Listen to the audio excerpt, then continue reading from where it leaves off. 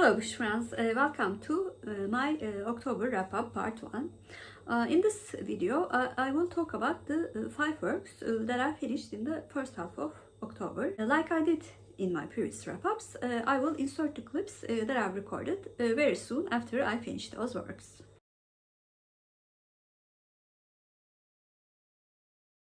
Today is the 2nd of October and I finished the short story that I was reading for victober, which was Lord Arthur Savile's Crime by Oscar Wilde. In this short story, Lord Arthur Savile decides to have his future told by some sort of fortune teller. When he learns that there is a dire fate waiting for him in the future, he decides to take control of the situation and let this horrible crime happen before he marries the fiancée that he loves very much.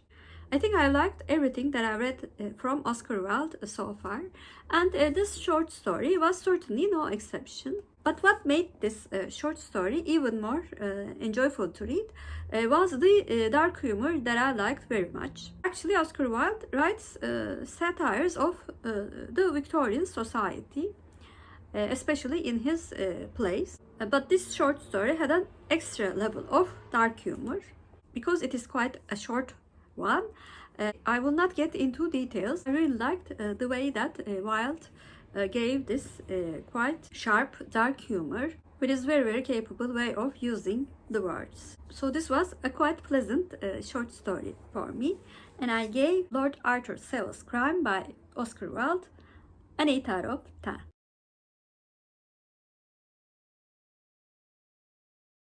Today is the 8th of October and I finished the book that I was buddy reading with Amy at Beck, the second book in Witch Lore series, Big Little Spells. And in this book we follow Rebecca, who's the sister of the protagonist of the first book.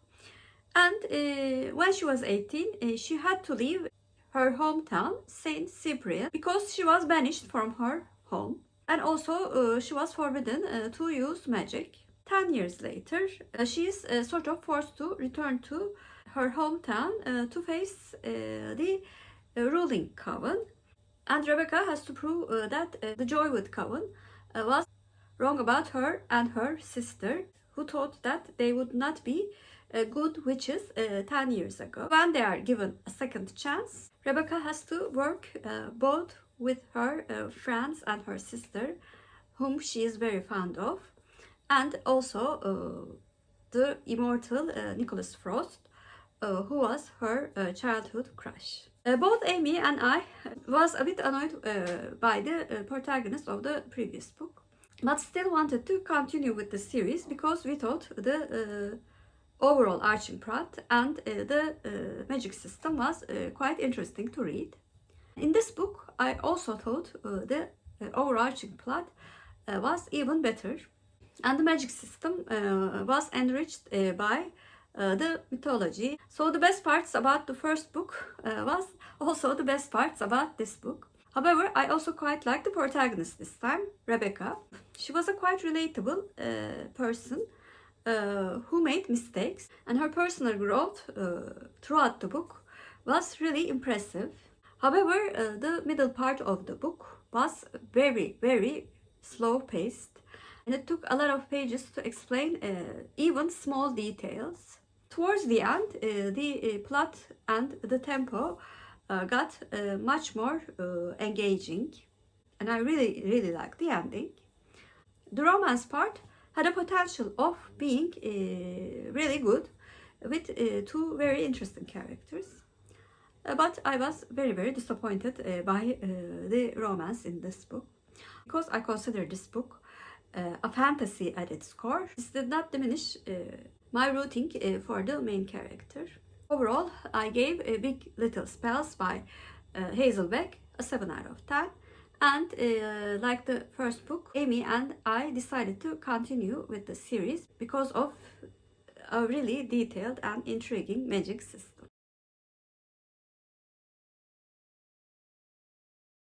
Today is the 9th of October and I finished the audiobook that I was listening for category romance online book club.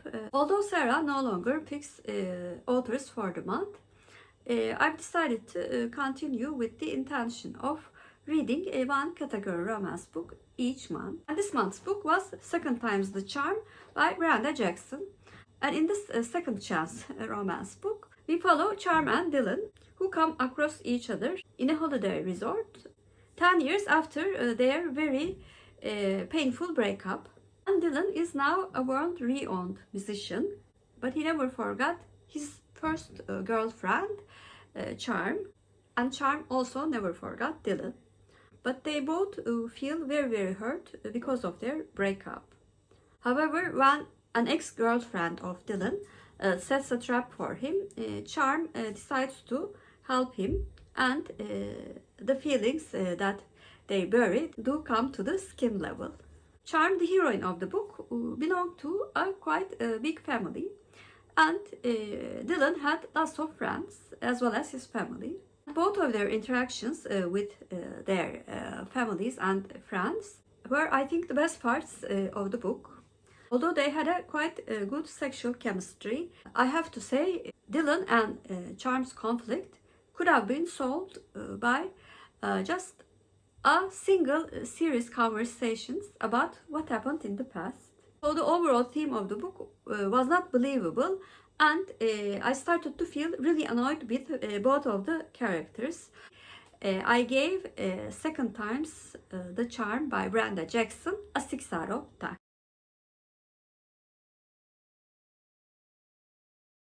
Today is the 13th of October. Yesterday, late at night, I finished the arc that I was reading for NetGalley, which was The Kidnapping of Alice Ingold by Cate Holahan. The expected publication for this book is November 1st. In this book, Alice Ingold, the daughter of a wealthy socialite, Catherine, and a visionary AI tech guru, Brian, is kidnapped. And instead of a demand for a ransom, their captors provide them with a riddle, and they invite the entire country to solve it. Both Alice's parents are actively involved in this search and also discovering the clues. And at the same time, we read excerpts from Alice's diary when she was kidnapped. Even though this is the first book that I read from Cate Holahan, it looks like that she's an accomplished writer and her works have been adapted into TV. When I was reading this book, I thought it would be a really good adaptation because the descriptions are vivid and the writing style is actually quite cinematic. The general idea of the book, including the discussion about the AI technology, was very current and also quite thought-provoking. Although the author clearly has a side, she still gives the arguments of the opposite side. So this novel did not feel as didactic as the other reviewers stated in their reviews. I quite like the twist that happened in the last third of the book. However, with the exception of Catherine, the mother, the characters did not feel very complex and followed some of the stereotypes. So overall, I thought it was a quite good book, and I gave The Kidnapping of Alice Ingold by Cate Holahan a 7 out of 10.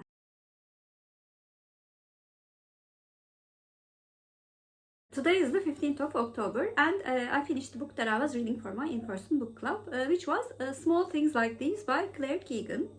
This book takes place in 1985 in an Irish town. We follow before long coal and timber merchant and the patriarch of a family of 7 with 5 daughters, as well as a loving wife. During the weeks leading up to Christmas, Bill's occupation faces its busiest season. And as he goes through town trying to sell his product, he feels the past rising up to meet him, and also encounters the complicit silences of townspeople controlled by the church. I have heard quite good things about this work. The church's practices at that time, as well as some of the events described in the town, were quite interesting. I would like to know more about those practices. The backstory of Bill was also quite dramatic. However, I had a very big problem with the writing style of this book. It felt very, very dry, as well as very emotionless. I felt like I was reading a history book telling the events without giving any emotions. So I was quite disappointed by this work. And just because of the very interesting plot, I gave Small Things Like These by Keegan a 6 out of 10. Those were the 5 works that I finished in the first half of October. Please comment down below, have you read any of the works that I mentioned in this video, and what did you think of them? If you're a new viewer, first of all, welcome. Please like and subscribe. Hope to see you very soon. Bye.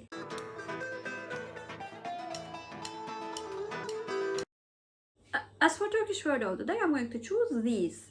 These means bunlar in Turkish, and bunlar is our Turkish word of the day. Have a good day.